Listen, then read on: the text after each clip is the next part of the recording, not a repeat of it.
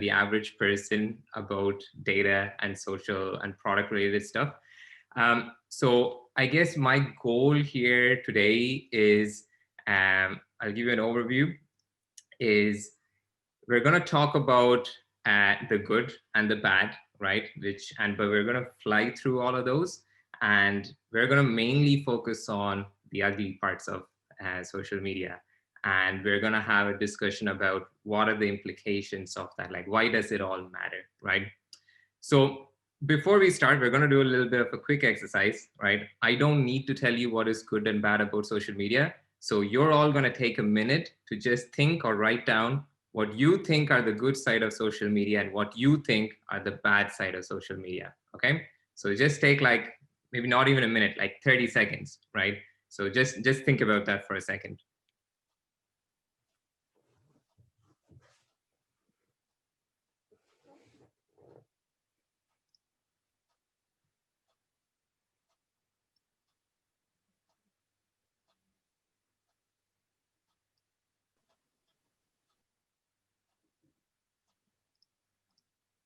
Okay, so I think most people already have a few lists going. So if you want to maybe unmute yourself and then shout out what are the good stuff. So we're going to just talk about the good side of social media. So anybody? Nothing. There's no good thing about social media. You get a lot of celebrity news, like Yeah, okay. date. I guess that's kind of neutral-ish, I suppose. Any other like positive stuff? Like what can social media be used like for good? You can connect with your family across the world. Yeah, you can connect with your family, so communication. You lose your phone, you just need one status on Facebook and you can let everybody know. Yeah. Communication, information, or news sharing. Anything else? I think these days we are using social media for expressing our creativity, like music. Yeah. So it's almost like marketing / being creative and sharing your work with the world. Yeah, all of those are good things. Raising fund for a cause. Yeah, fundraising and like social awareness, raising awareness about even moral issues and other things relating to that. Remembering birthday. Remembering your birthday. Yeah. No, other people's birthday. Yeah, other people's birthdays. Yeah, so events, sharing events, and you can kind of put that in the bracket of like sharing news and information. So some of that is like personal news. So we might want to share like happy news about weddings or different things with our friends and family who can't be there. So that kind of goes around communication, information, all of that. So I think we've actually covered a lot of the things, right? But how can maybe if we take another 10 seconds to think about how can we also use that for good for our spiritual life? Is there any benefit to our spiritual life, or even say about like evangelization, or are there anything that we can use in the Christian world using social media? Any ideas? Anyone want to share? Sharing the biblical verses each day and some messages. Yeah. So you can share messages that are also like, like positive Bible-based messages as well. Or what Rosemary said earlier about the creative people, for example, your podcast, or I don't know, people singing devotional songs, sharing that kind of stuff. Yeah. So there are definitely uses for social media for our Christian world as well, right? So I guess the base that we need to start with is that social media isn't in itself bad, right? So I would kind of say that like it's like a knife, right? So a knife is neither a good thing nor a bad thing. It always depends on how you use it. I mean, you can use it to put that through someone, which is obviously very bad, or you can use it for cutting the things that we want to cut, right? So again, comparing it to that, social media isn't in itself bad, right? And I think we need to think about how we got to an era of social media. I think it's to do with how we progressed in society. Anyway, like if you think about how will you explain our current world to someone 100 years ago? Like we talk to a glass, we tap on a glass and we find information.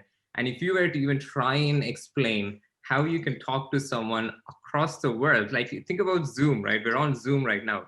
Imagine trying to explain Zoom to somebody 100 years ago, right? It's like, what will you tell them? Like, you're going to see somebody, they're not really there, but they're like somewhere else, and you can kind of have a conversation in real time. Like, there's no way they're going to understand that, right? So I think social media is almost a necessity for where we are in our society. It's almost like it's expected, like instant communication, instant news, instant social setting, right? So I guess the point is that social media isn't bad, right? So, but obviously, similar to the knife, social media could be used for bad things as well, right? So maybe if you want to like shout, what are the bad things about social media? Catfishing. That's the Yeah. first thing that came to Okay. mind. So for anybody who does it, does everybody know what catfishing is? Maybe you need to explain that, Evelyn.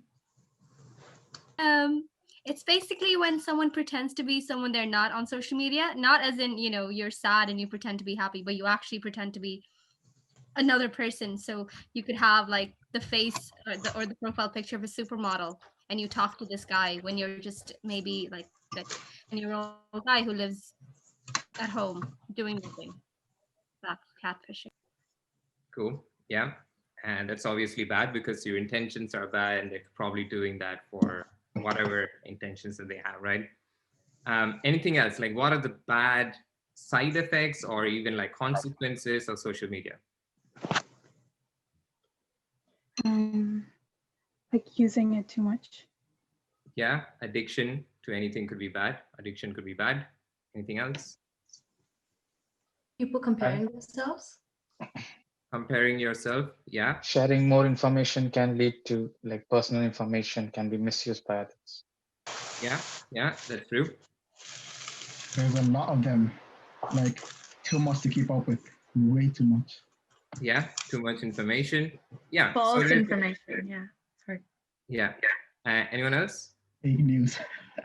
I think it can also affect your communication, like the face-to-face communication, you know, in a way. Yeah, true. So I guess we can kind of summarize everything that we've spoken about comes down to personal intentions, right? Half of it is like personal intentions because you can use it with a bad intent, and obviously that's bad. Or the other side is like side effect or consequences. So if someone is addicted, that's obviously bad, right? If someone is feeling like they're missing out, like they have the worst life ever compared to all their friends, that's obviously bad. Things around like self-image issues, or you know, yeah, like there's a lot of like even social and psychological factors that come with it. So I guess what we're going to explore in the next section, the ugly part of social media, is why some of those things happen. And we'll see how some of the social apps are actually built, right? So we're going to go to the ugly side of social media, right? So the first thing is, I think we need to get rid of some misunderstanding about some things that some people think it's true, but it's actually not. How many people actually believe that your phone's listening to you? Like, do you want to like raise your hand, or I don't know, like maybe shout or comment? Okay, so a lot of people think that your phone is listening to you. Why do you think that is? So does anyone want to share why they think your phone is listening to you?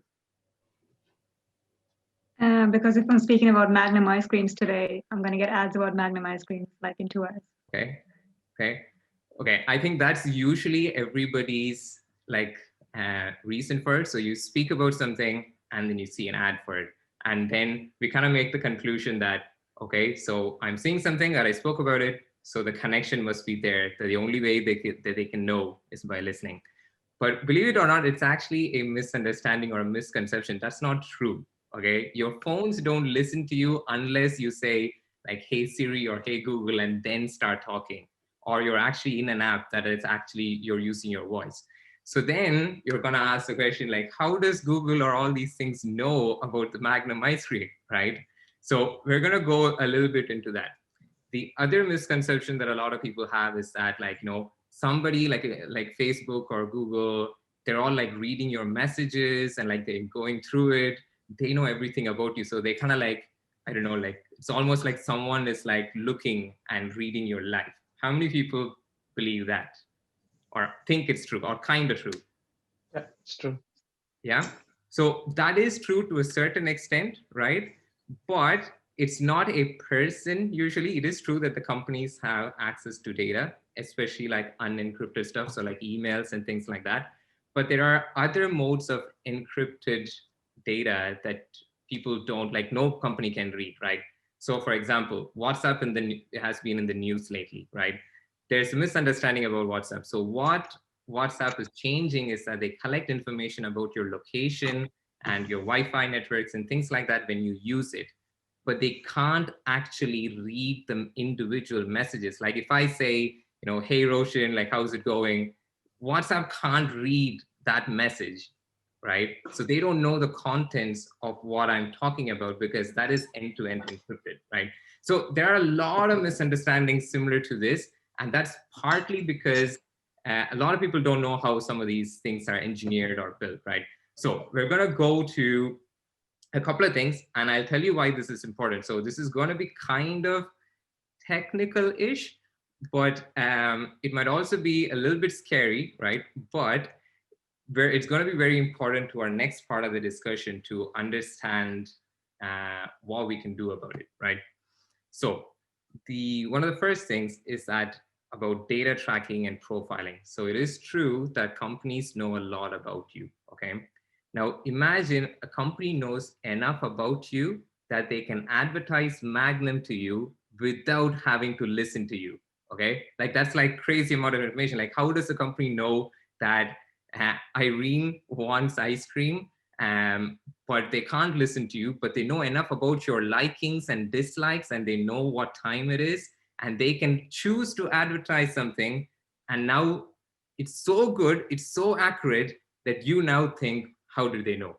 Like, how did they read my mind, right? There's an insane amount of information that companies know.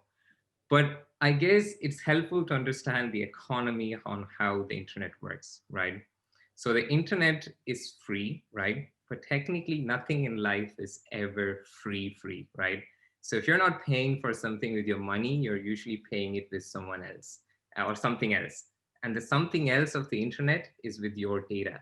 So this is how a typical cycle works, right? So you spend time doing something, searching something, browsing something. That information is collected, analyzed. They are building a profile of you, of what your likes are, what your dislikes are, who you are as a person, like even to the fact of like what political party you support. What are your views on abortion? What are your views on a lot of other stuff? Like just think about this, right? Think about everything that you clicked on Facebook, everything that you have Googled. If you were to give that to me as a person, I can tell you what kind of person you are. I can form, and if I've never met you, I can form a good enough profile, accurate enough of who you are.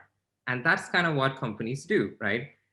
Except it happens on a large scale that it's all like computers analyzing. It's not like an individual person going through that, right?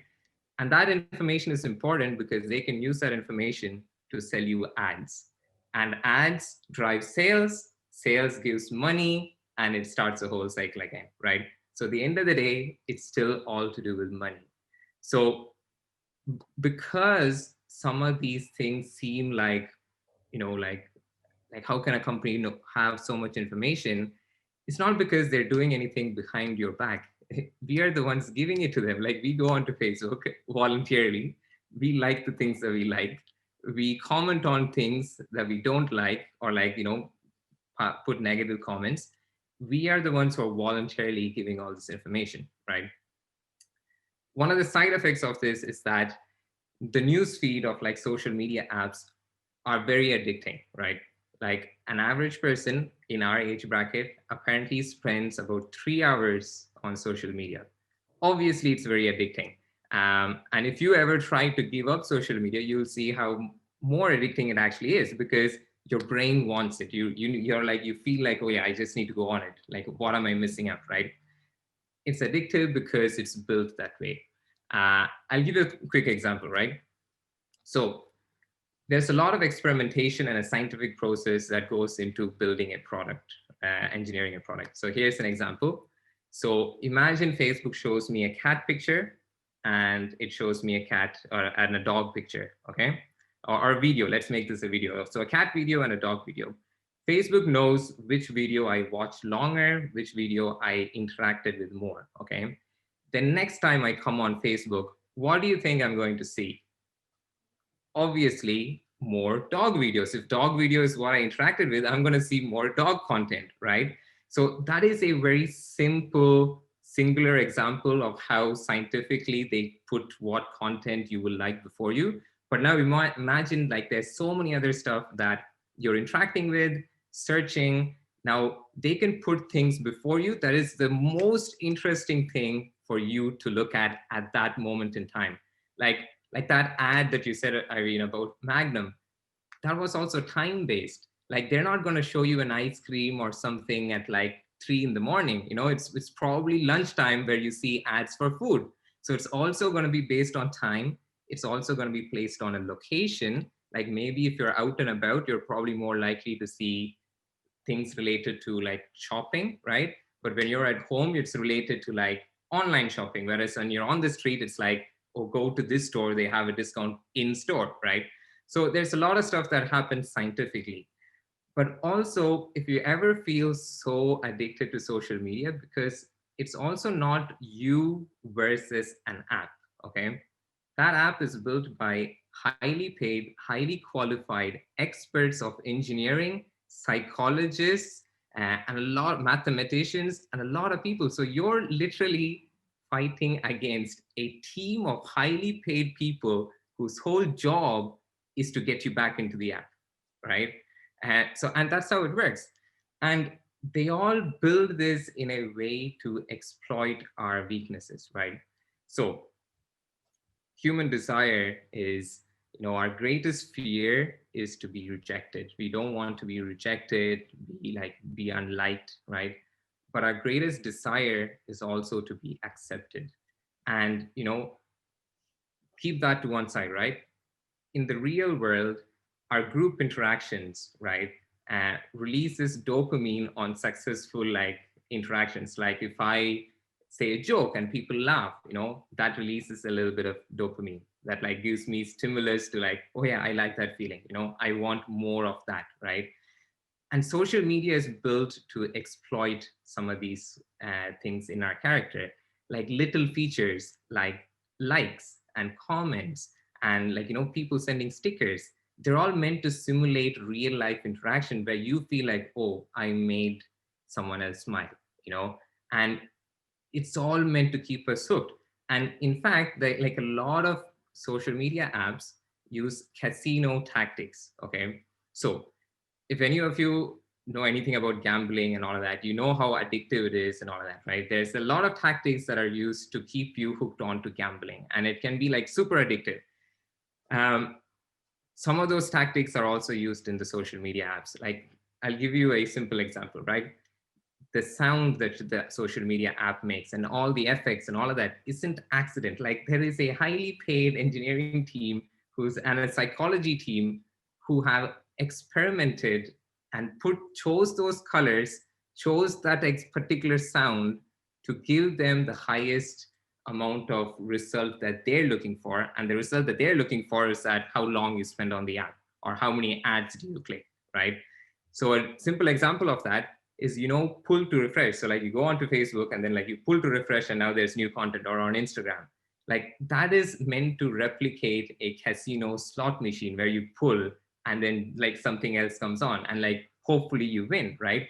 And a lot of these casino tactics are used on social media apps as well. And that all builds to FOMO, right? Fear of missing out. One of the main reasons you go in there is oh, what's new, right? Let me pull to refresh to find out what's new. Technically, Facebook knows all the content that you have to see that day, right before them, but they don't show it to you. because they want you to spend more time. They want you to come back, and then they show you something else. You come back, and then they show you something else, right? So that's how things work. But all of this, though, like, it does affect our brain and how we behave, right? Like, there are so many studies found that, about gambling, about social media, and how it kind of changes human behavior, and a lot of that. So a lot of these things also has the power to kind of influence us in a direct or indirect way, right? So think about ads, for example. Ads are super targeted because, like, they want you to buy something, right? So think of, I don't know how many of you do online shopping, but have you ever seen an ad and it's so apt, and you knew, like, the moment you see that ad, you feel like, oh yeah, like, I want that, right? It might be the most useless thing. You would have never bought it if you never saw that ad. You see that, like, oh yeah, that's for me. I need that in my life. And then you go and you buy it, right? So here's a decision. If you never saw that, you would have never spent any money. You would never needed it. Now, right time, right ad has convinced you to buy something that you don't need. Okay, that is the power of advertising and targeted advertising. Okay, now think of that in a large scale. So if someone can easily manipulate you to do something that you never knew you wanted to do, like, what else can they change you to do? Like, what does that mean for, like, morals and reason? Like, now people can easily manipulate people to believing something that is not true. Like, for example, and it's also, a lot of it comes from confirmation bias and a lot of things, that we're all in this bubble, right?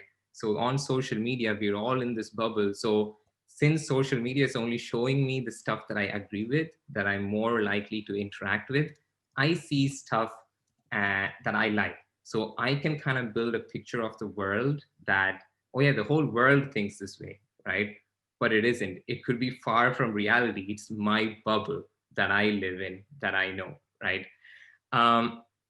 So that is pretty much everybody, or that's pretty much the ugly side of social media, right?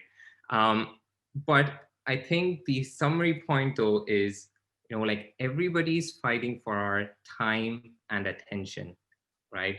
And time and attention is, like, the key, most valuable thing related to social media. But who else is also fighting for our time and attention?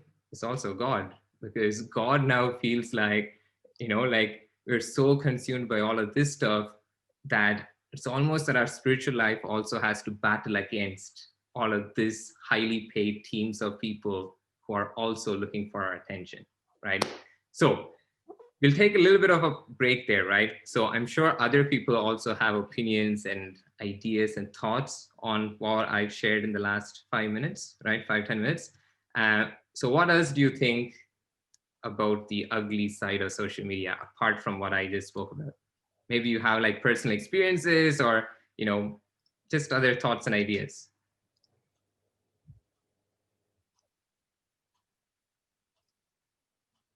Sorry, just on the advertising thing, that's pretty much my job. So I'm like, yeah, we do that.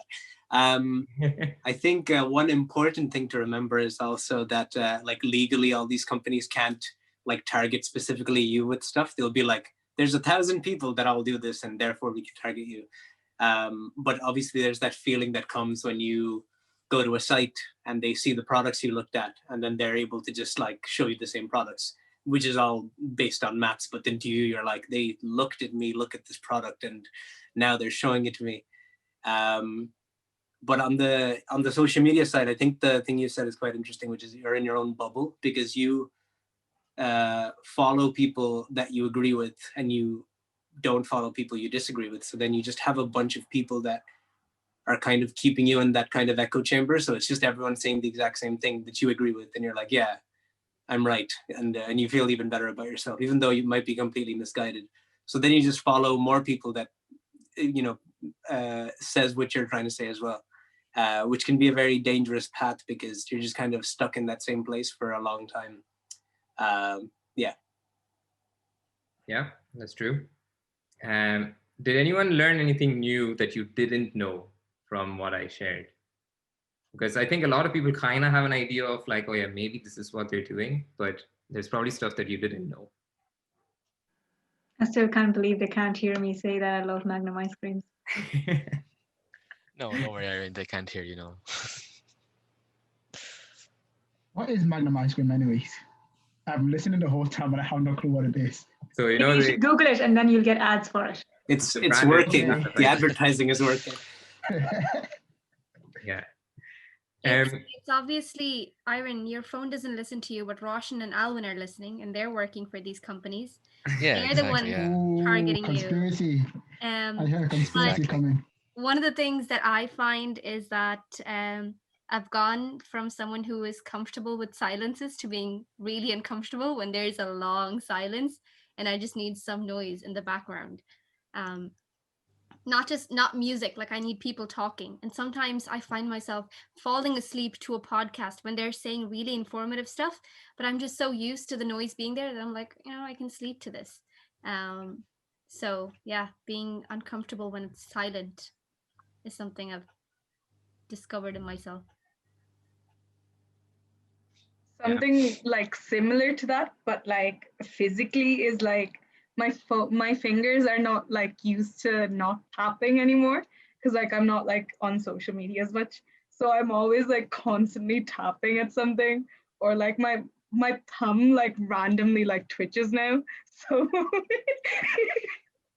Do you also have that thing where you feel like your phone's vibrating, but you have nothing in your pocket, and you're like, yeah, I got a notification from my body. It's actually a name for that. It's Phantom effect, right? Phantom effect. Yeah, phantom. Yeah, something phantom. Anyway. it's like a disorder now. Yeah, it actually has a name. It's some kind of disorder where you think your phone is vibrating, but it actually isn't. Your phone actually mightn't even be in your pocket, but you feel like, oh yeah, my phone's vibrating. I need to check it. Right. Okay, so I think let's kind of like bring it all to like where we're going to, like how does this all affect us and our spiritual journey, right?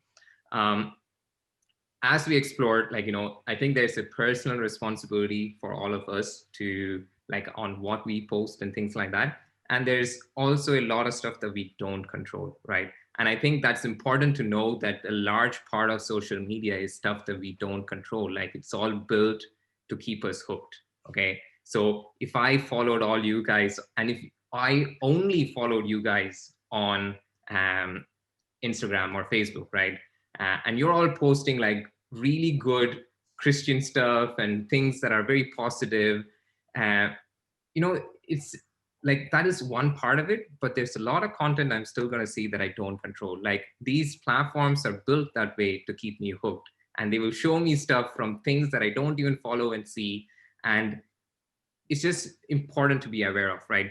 So what does the church or our faith say about all of this, right? And especially the church. So I think in terms of personal responsibility, we all have a responsibility not to bear like false witness, right? So, I mean, things like posting things with wrong intentions, that could all be wrong. And I don't think that you can, judge anybody. Like this whole next section is going to be about more self reflection and self-examination, right? Because I think it's all everyone's intention. And I don't think you can even say to someone, oh yeah, you spend too much on social media, because what might be too much for you mightn't be too much for them. Like I would see social media, even if someone gets nothing out of social media, and if you just consider it pure entertainment, technically a 3-hour movie is the same as 3 hours on social media, right? If you kind of consider it like entertainment, right? So I don't think we can have any rules that is like a one bracket, like overall rule that like covers everybody. And I think you just have to look into yourself, right? The other stuff that the church says about information and media is in CCC, and it says this, right? So I'm going to read this out. So the information provided by the media is at the service of common good. Society has the right to information based on truth, freedom, and justice. One should practice moderation and discipline in the use of social media, communication media. Beware of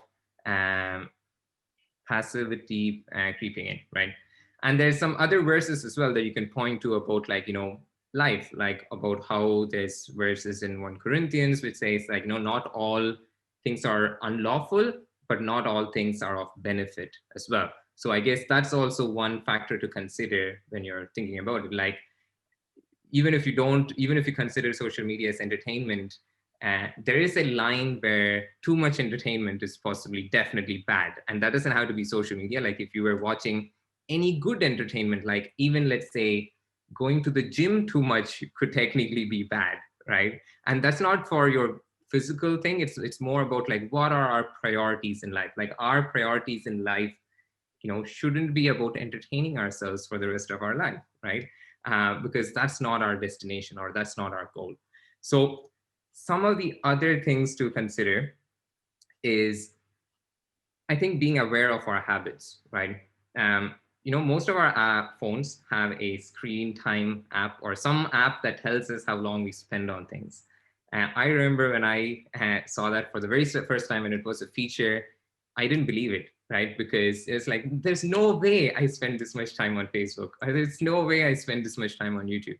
But those things don't lie to you, okay? They're machines. They're literally just count the time when you go in to when you go out. So the first thing is, if you have your phone, maybe you should look at it right now. Just go on to screen time and see how much you spend on everything, right? Like YouTube, Facebook, and you might be surprised at it, or maybe you're just so fully aware that like maybe it surprises you, and maybe you actually spend way less than you think you spend, which is great, right? So the first thing is to be aware. And the other thing, I think Helen mentioned that, like, or Helen or someone mentioned that, it's hard to be kind of silent or just be with yourself. And I think that's really important to know that, we're so used in our world to be distracted all the time. We have music in the background, or there's something running on the TV, that it's really difficult to be alone with ourselves, right? Like, think about this, right? When you have people that you don't really like, what do? You don't really spend much time with them. You kind of go with a group that you like, right? But what do you do when you don't like yourself, right? I mean, you can't really run away from yourself. And a lot of us, I think, with the whole social media and all of that influence, we don't really spend time with ourselves. Like, we don't really like who we are, and we distract ourselves, and we distract ourselves from who we are because we can't run away from ourselves, right?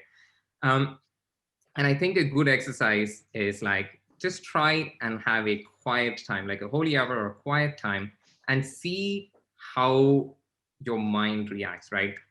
So I'm doing Exodus 90 with a bunch of other people as well in this group, which is like a lifestyle of asceticism, like giving up social media and like spending holy hours and all of that.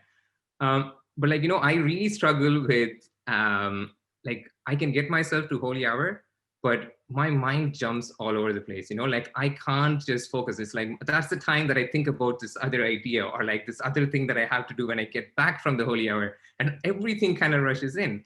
And it's really hard to calm our brain, because especially with all this influence of media, we're so used to consuming so much content, and it's so hard to like quiet down and just be with yourself. One of the other things that you can try is try giving up social media, right? And this was really hard when, I think for a lot of us, when we started Exodus 90, which is, we don't want to be on social media, but it's kind of like this time filler, right? So like, it automatically, you're thinking about something, your hand automatically goes to the phone. Before you know it, your hand has unlocked your phone, and your hand has gone into Instagram or Facebook, right? All before you catch yourself and like, what am I doing? Like, I didn't want to do that. That just like happens automatically, because it's like this inbuilt habit, is this inbuilt muscle memory that just kind of kicks in, right? So one thing as well, the other thing is like, with all of this stuff, like, how much attention are we giving God, right? Like true attention, not just like the checklist of like, okay, I just need to like pray, right? Because like God time is also competing with all these social media and all these other distractions in our lives. And like, so before like maybe 10 years ago, you probably had to go to a place to be distracted. Like, you go to the movies, or like, there's a lot of distractions that are like right in our fingertips right now. Like, you're just like click away from distracting yourself, right? So some practical other tips as well is, one of the things that I tried for that muscle memory thing is like, I just rearranged like some of those apps I actually need for like work and like communicating, right? but I rearrange my home screen. So like my muscle memory doesn't really know where it is because it's like it's built over time. It's in the same place, so my hand knows how to get there. So I rearrange my stuff. Other stuff that I've done as well is like, like just turning off notifications. Like I don't want a notification to tell me, Roshan posted something on Facebook, no offense, Roshan, but like I don't want to get that in real time. Like if it is something like if maybe you don't have to go off social media completely, but you also don't need to be notified instantly when someone posts something or someone likes your stuff or someone comments. It can be like a newspaper, right? You just you choose when you want to go and you catch up on whatever you want to do, spend as much time. You can also set like time limits on a lot of apps in like screen time and other apps that you use. There are also things that if you want to be extreme, actually, you should probably try deleting social media, not because it's bad, but just to see how much you depend on it, right? And I think a lot of us, like especially if you were to give it up a lot, is usually when you become really aware of, okay, this is how much dependent I actually am. Because when you have it, it's hard to see that, like how much you need it. So anyone else have other tips and other ideas and things that you've done to help with social media and time management and all of that?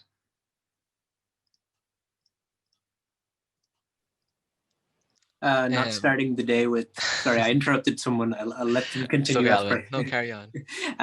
It was just, I try to make a conscious effort to not start my day with picking, like I pick up my phone to turn off the alarm, but I put it back down and I kind of try to do other stuff, like try to make some tea or something before, I mean, sugarless tea, but tea before I, go on all this stuff. So there's that, so it's not like that the first thing you see is that. And yeah, it helps quite a bit, actually. I know some people who put like time-based app lock on social media apps so that they won't be disturbed during a specific period of time. For example, if they're studying, they probably put like a time-based, like some phones have like Zen mode where you basically they just turn off all notification from social media apps and everything. They just get phone calls and messages, and sometimes not even that as well. But yeah, that can help as well sometimes. If you're putting like okay, for the next 2 hours, no more notifications. And just see. But yeah, and then you can't even unlock you can unlock your phone and make phone calls and message, and that's about it. But you can't do anything else because it's locked. So that can help sometimes. Actually, I heard that today. Did you try that today? Is it Naina? So yeah, the other thing that I have tried out before is just when I was in workplace, just to put the phone in my bag instead of on the table. So that kind of stops you from that actually stopped me from going to my phone immediately for that slight small kind of distraction that I wanted. So now I have to like open up my bag and then take the phone. So that has helped me. In terms of like apps, there's an app that like where you get to like grow a tree based on how much time you spend away from the phone. And like if you like break that time, forest, I think it's called, Rahul just said. And if you break that, then like your tree starts to die. So and that one didn't work for me. I just started enjoying the fact the tree was dying. Yeah, it was very weird. But yeah, do not disturb works for me though. That yeah. I have like a certain time I'm allowed to go on the phone. So when I was doing this last year, I'm not doing it this year. I can't. I just love myself too much. But when I was doing it last year, I had like a certain time, like a 2-hour slot each day that I would allow myself to go on the phone. And then like sometimes I let that time get smaller over time to get myself used to it. Or if I feel like actually I'm not using the phone anymore, or I needed to use it more for important stuff, I can increase it by an hour or 30 minutes. So I have that set time, which I know that I can use the phone. And after that, I'll just go like library and get books to distract myself with other things apart from the phone.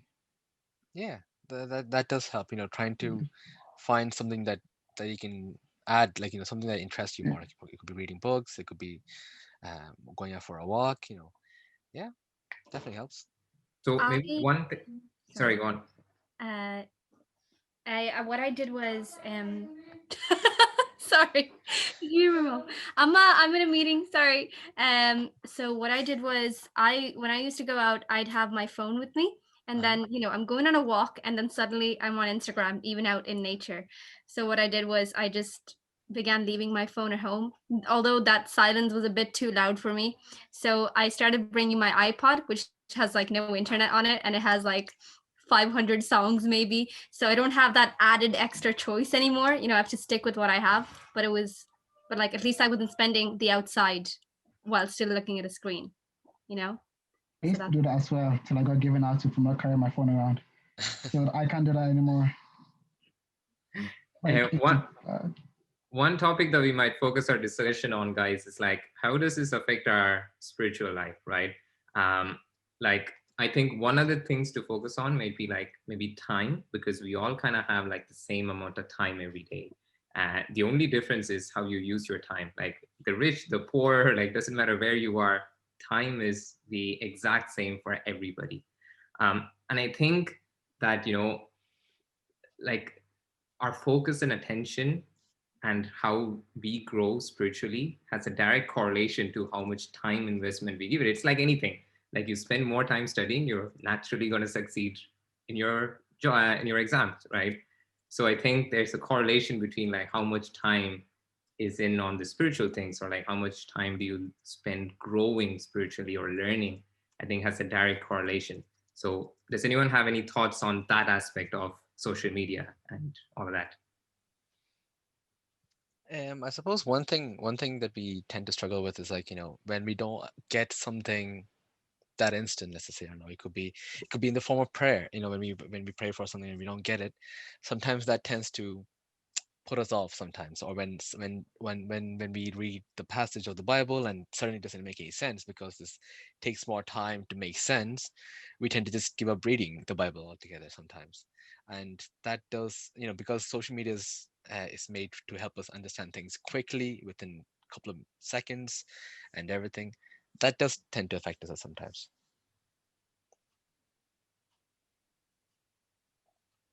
During the pandemic, we started watching a lot more spiritual stuff.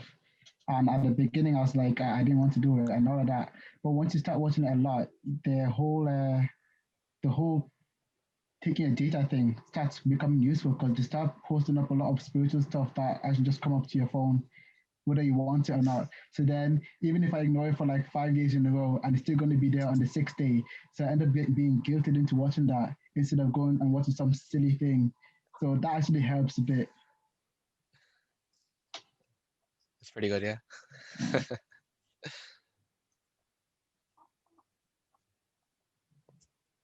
Any other thoughts, guys? I think for me, like, I always thought that, oh, I don't have time to learn about this right now, or I don't have time to read this book right now. And I think, or like over the past month and in December as well, I kind of stopped going on social media. But even that, and since then, I've seen like, wow, it's not that I didn't have time, it's just that I was using it in all the wrong places.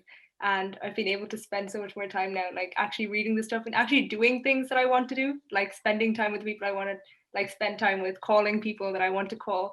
I've been able to do that, whereas I would have thought I don't have time for this when I was using social media a lot. So that's what I've realized anyway.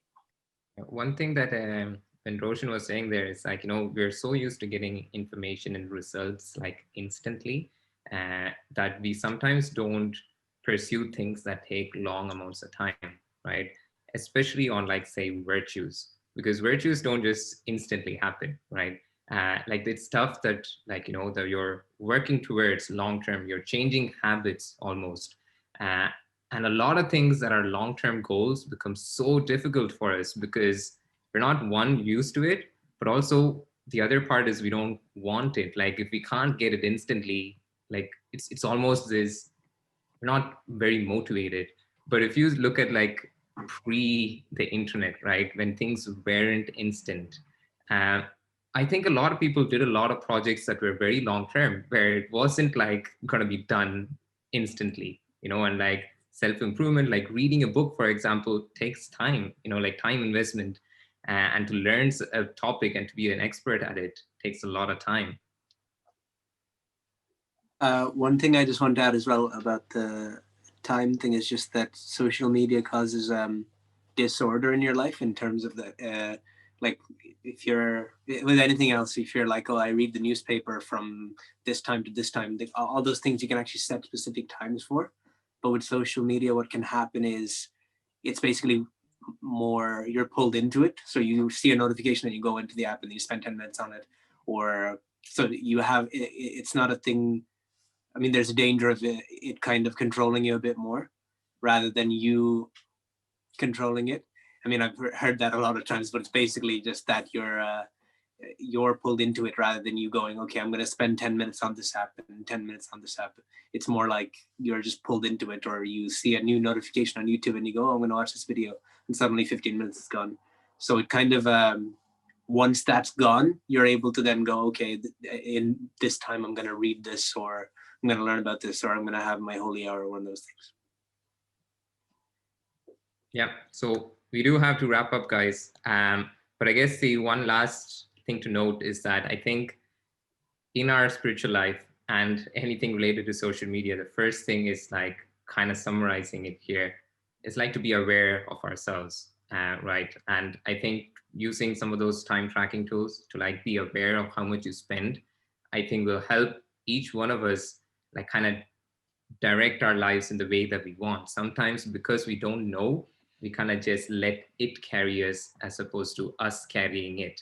And, you know, the second thing is that, you know, like if you can't give it up, you don't own it, it owns you, right? So like think about this, that like, is your phone telling you I need to be picked up and go and I want you to go to Facebook? Or are you the one deciding, okay, I'm going to pick it up and then going on Facebook, right?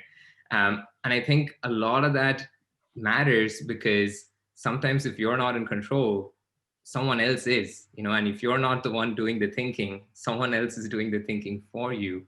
And I suppose the call of God and our spiritual life is that, you know, God wants us to grow in virtues, and we have a goal.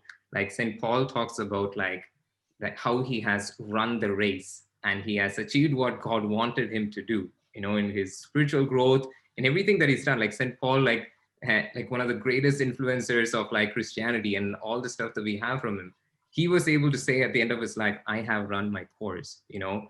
And let's just kind of reflect and see if that's something that we can also say. Like if you were to look back today in your life or like last week, like how did you spend your time? Like, are you like someone who can say, you know, like, yeah, I think I did everything that God wanted me to do. Like I spent enough time with God, and a lot of different things that God wanted you to do personally. And just also give that in comparison with the time you spent in social media, because I think it's easy for us to be satisfied with the time that we give God, but also be blinded by the fact that how much time, how much more time we give everything else in life that isn't a priority. Like if we truly believe that our destination is heaven and that our goal is to be more like Christ, you know, we should be spending more time there and not on the other stuff that doesn't matter. Now, that's not to say that, you know, of course, you can use entertainment. It's all up for everybody's personal examination. And like I said, there's no rules here. Like, you know, like I can't tell you how much time to spend on any of this. It's all about like self-conviction almost.